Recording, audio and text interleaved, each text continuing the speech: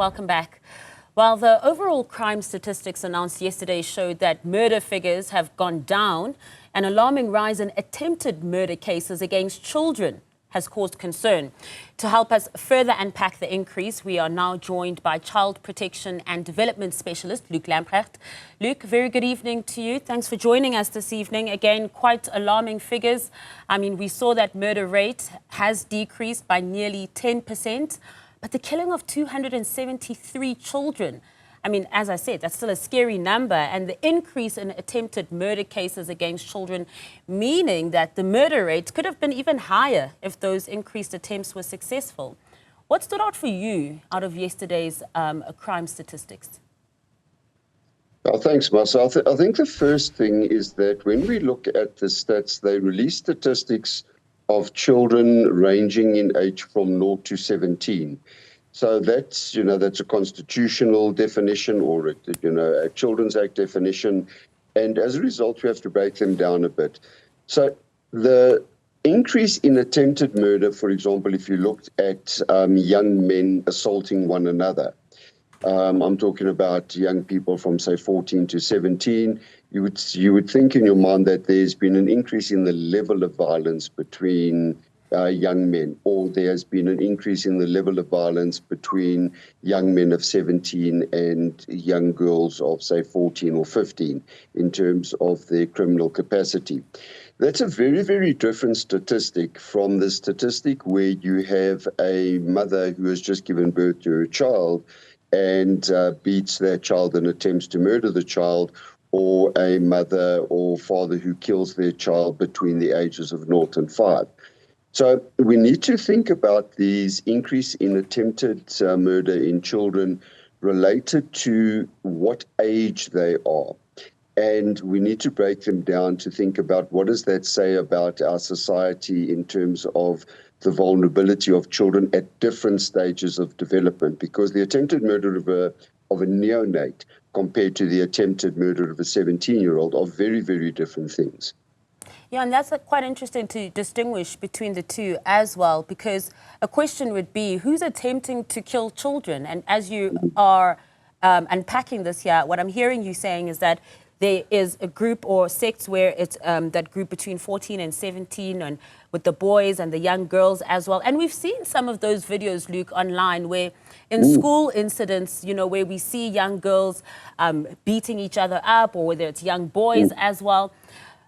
If we distinguish between, let's focus on this group where the teenagers are attacking each other and there are cases of attempted murder here, who's raising these teenagers? Well, you see, that's exactly the thing. And excuse me, I think it actually goes back to the first group.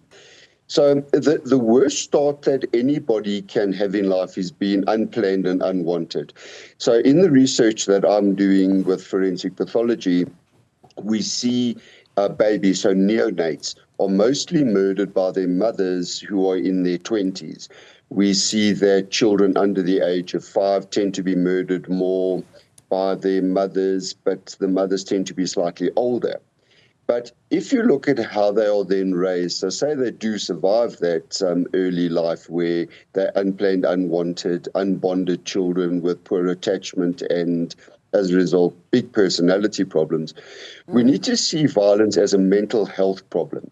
So when they reach their teenage years and they don't know what to do with their emotions and the way they're acting out, they will act out violently against others. So they'll act out violently against their peers. And we need to see that against the backdrop of suicides and self-harm, where these young people are also killing themselves. And the whole sort of underpinning of it for me is a group of young people who tend to start their lives as unplanned and unwanted. So honestly, from inception, that's where the problem begins as well. And, a lot of the times people will say, it's not only the parents' responsibility in raising a child, there's the community, the larger community, and of course the society we live in, governance and all those other elements and structures. But who would you say is dropping the ball, specifically in the criminal justice system, when it comes to the protection of children? Well, I think there's in the criminal justice system there are multiple sort of droppings of the ball. So the first thing is the filter within the system. So if you pour children into the top of the system, so whether these are physically abused children or attempted murder, you are getting a huge amount dropped into the top, which is the police. Then from there, you are getting X amount that end up within the National Prosecuting Authority system, which is, the young people who have been prosecuted or people being prosecuted for harming young people. And then coming out of that funnel, you have the amount of people who are actually convicted. Now, if you take the top to the bottom, you're probably getting less than a 7% conviction rate from top to bottom.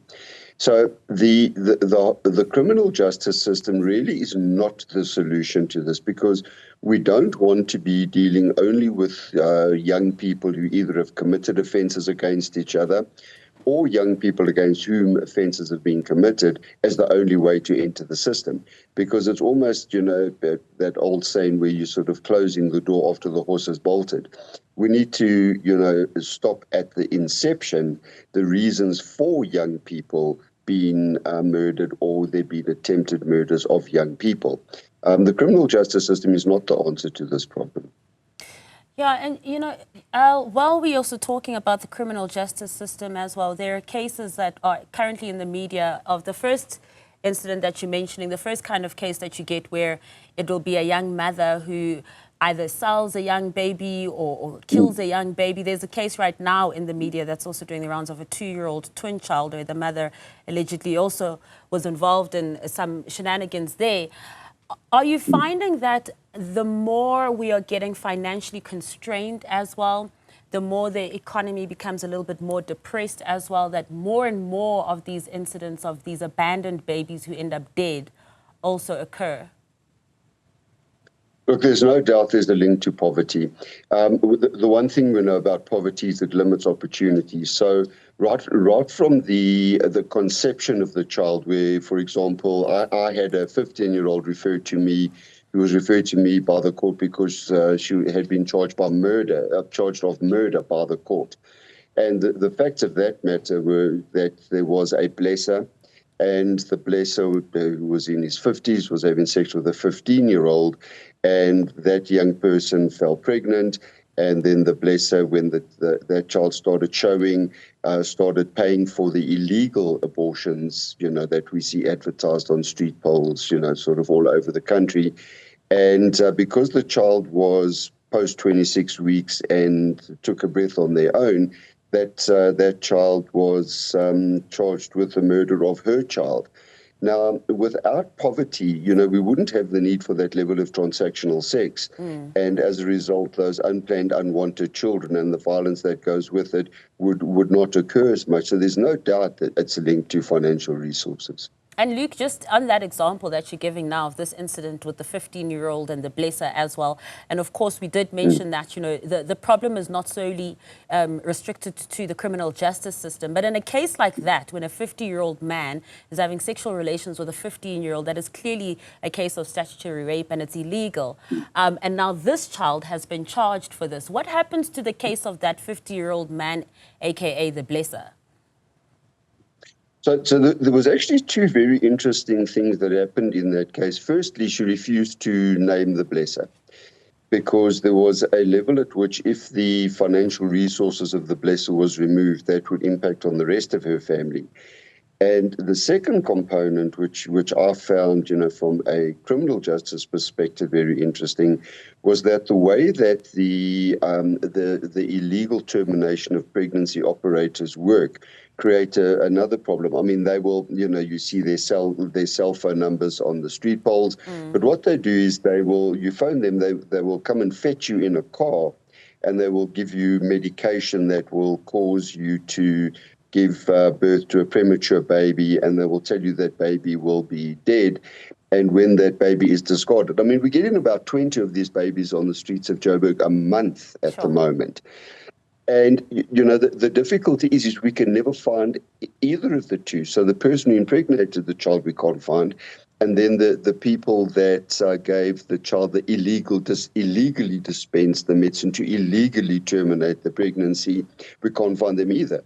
So what happens is these young mothers, because the men and well, I'm not going to call them medical professionals because they're not, the people who are illegally dispensing the illegal termination of pregnancy medication, we can't find them either.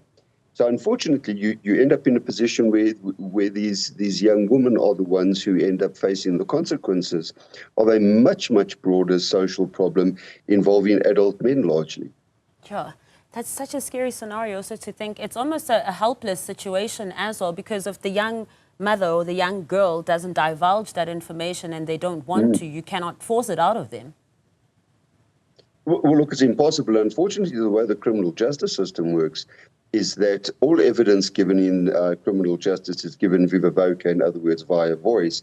And if that young person is not willing to make a statement against the person that has impregnated them, for whatever the reasons are, and in this particular case, largely transactional sex, in other words, largely money, there is no police case, and as a result, no prosecution. And that is not a failure of the criminal justice system. That's a failure of an entire kind of societal system, right from family planning through to to the support of young people in terms of their sexual and reproductive health, through to access to legal and state-mandated terminations of pregnancy. And one has to ask yourself, why aren't they using those services? That is a very key question indeed. You might wonder why they're not. Luke, thank you so much for your time and your insights. Always good chatting to you, as always. That's Luke Lamprecht, who is a child protection and development specialist.